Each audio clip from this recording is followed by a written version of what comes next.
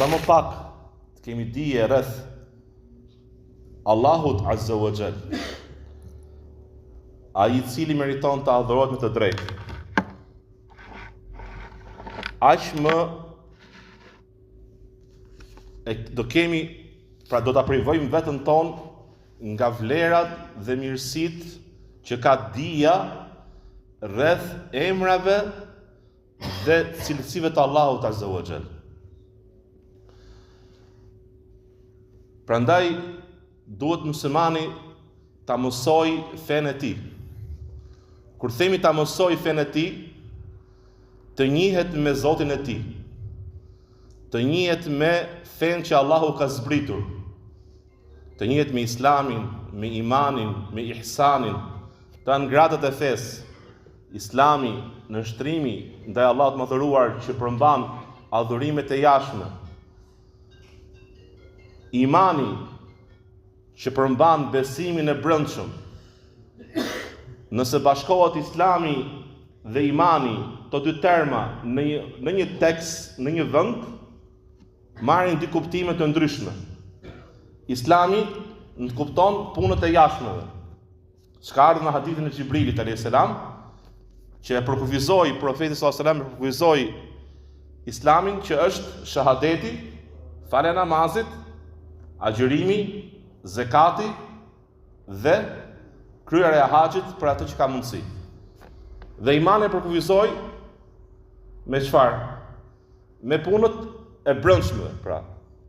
Me atë që ne besojmë me zemër, besimin në Allahun, në besimin në profetët, besimi në librat, besimi në engjëjt, besimi në ditën e gjykimit, besimi në saktimin e Allahut të mëdhëruar, qoftë ai i mirë apo i keq. Dhe kur themi të mësojmë fenë, të mësojmë gjithashtu të njihemi me profetin Muhammed sallallahu alaihi wasallam, me veprën e tij, me fjalët e tij, me moralin e tij. Dhe nga gjërat më të rëndësishme në fenë tonë është të njihesh me krijuesin tënd. Aleikum selam wa rahmetullahi wa barakatuh. Për shembull tani vllai dha selam. Selami është sunet më e dhënë. Kthimi i selamit është detyrë. Vetëm në këtë rast suneti është më i mirë se detyra. Përgjithësi themi që detyra është kryer një detyrë që Allah ka bërë detyrë, është më e mirë se diçka që është mustahab, e pëlqyeshme. Vetëm në rastin e sunetit, vetëm në rastin e kthimit të selamit, suneti në këtë rast është më i mirë se detyra.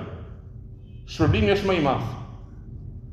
Se kthimi i selamit, dhënia e parë i selamit. Sepse hadithi kutsi, hadithi i shenjtë tregon ku thot profeti sallallahu alajhi wasallam, thot Allahu i madhëruar, gjëja më e dashur të cilën afrohet robi im tek unë është ajo që unë e kam bërë detyrë.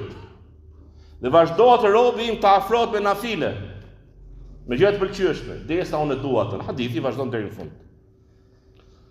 Pra dolëm, morëm shkas dhe morëm piknisje me këto fjalë tek ajo që tha muezini i nderuar, Allahu shpërblet të mira, që tha, pra unë e falenderova dhe bëra dua për të, për ndihmën që më dha në të moshë ime ne që duhet të shërbejmë, pra të mëdhenjve të tyre në moshë, por se në këtë rast Allah shpërblet të mira që po më ndihmonte. Edhe më kujtoi fjalën e Sheikh Bin Bazit ku i thot njërit e korrigjon, mbase i tha, pra shehu e falenderoi atë, bëri dua, tha faleminderit. Dhe kur themi faleminderit, pra në arabisht themi shukrën. E ka për qëllim Allahu ta vlerësoft punën tënde. Dhe një herë, kur në arabisht është e çuditshme. Themi shakarallahu lak. Kuptimi është Allahu ta falenderoft punën tënde. Ç'u kuptimi ta falenderoft? Pra ta shpërblef punën tënde. Dhe dije se nëse bën një punë të mirë për Allahun, patjetër do ta shikosh, do ta vëresh, do ta ndjesh, do ta prekësh shpërblimin e Allahut tek ty, të mirën e Allahut më dhëruar. Pra shpërblimin për atë vepër. Dhe nuk është Allahu në Kur'an, "Fama jazaa'u al-ihsani illa al-ihsan", me të vërtetë shpërblimi i bamirësisë është vetëm bamirësi. Prandaj besimtari kur njihet me krijuesin e tij, kur njihet me emrat e Allahut të mëdhëruar, me cilësitë e tij të larta, do jetë jeta e tij më e bukur, më e lumtur, adhurimi i tij do jetë më i plot, më i përsosur. Dhe të ta ndjej adhurimin, do ta doj adhurimin. Nëse ne adhurimet tona i bëjmë mekanike, në formë mekanike, rutinë, nuk ndjejmë vetë pak, atëherë do lodhemi. Do na kërkohet më shumë durim për duruar, sepse ne e dimë në besimin tonë se kjo është e mirë, kaq. Por se nëse ne meditojmë në çdo fjalë që themi, për lavdërimive në namaz për shembull, për lutjeve në namaz, për leximit Kuranit në namaz, ne mediton në to, i kupton, njihesh me madhështinë e krijuesit tënd. E ndjen Allahun e madhëruar se po të shikon. Ajo maratibul ihsan, shkallët, gradat e ihsan, bamirësisë, ka prapë ka hadithi Xhibrilit. Ta adhurosh Allahun, shkalla më e lartë është ta adhurosh Allahun sikur ti e shikon atë.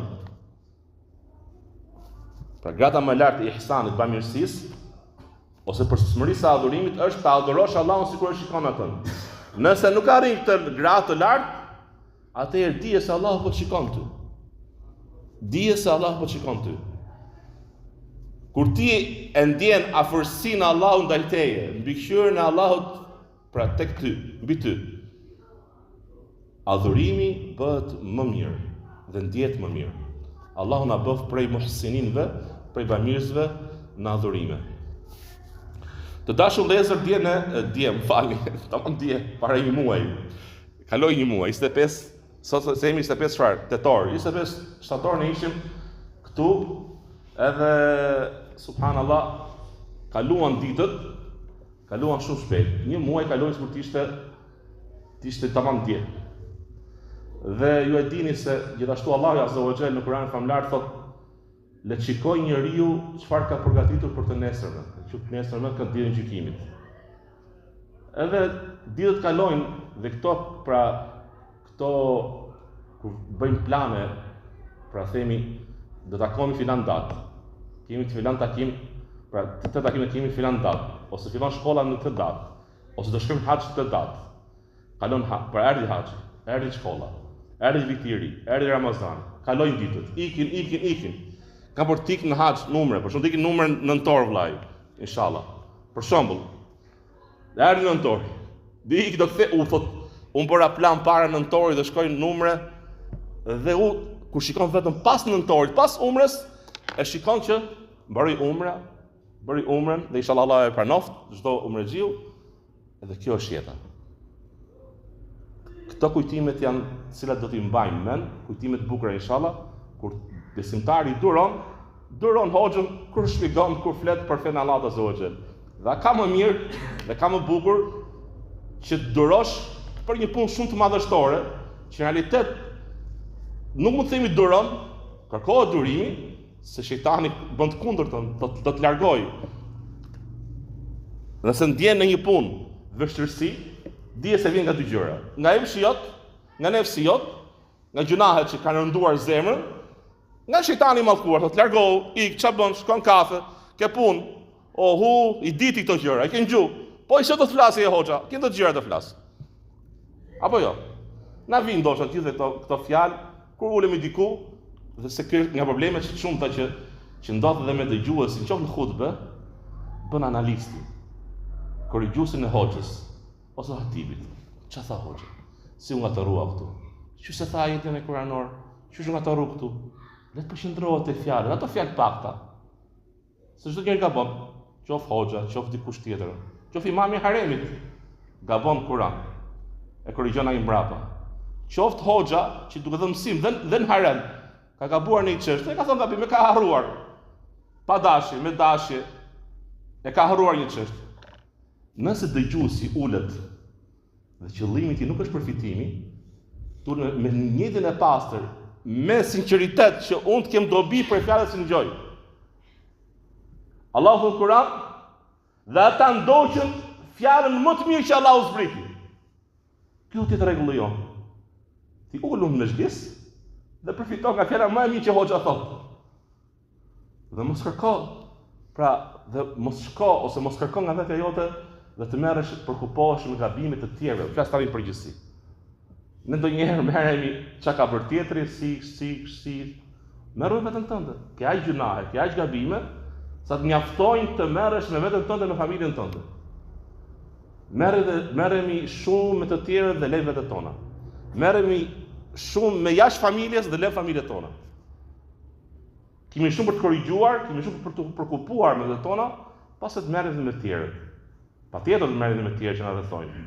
Po të gjëra fillojnë me çfarë? Duhet ditur cilat janë primaret në çdo gjë. Nga ligjërat që mbajta në Kosovë në Prizren para ca ditësh, ishte kjo temë.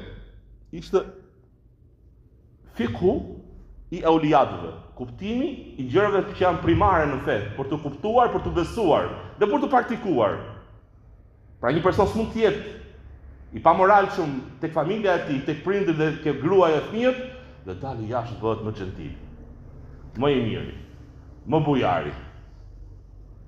Kur hyn në shtëpi, e ka frikë gjithë. Dridhen. Me gru, me nan, me fëmijë, hyri baba, hyri tigri. Fali për shprehje. Jo, khairukum, ka hadith, më i mirë për ju është e cili është më i mirë për kë? Për familjen e tij.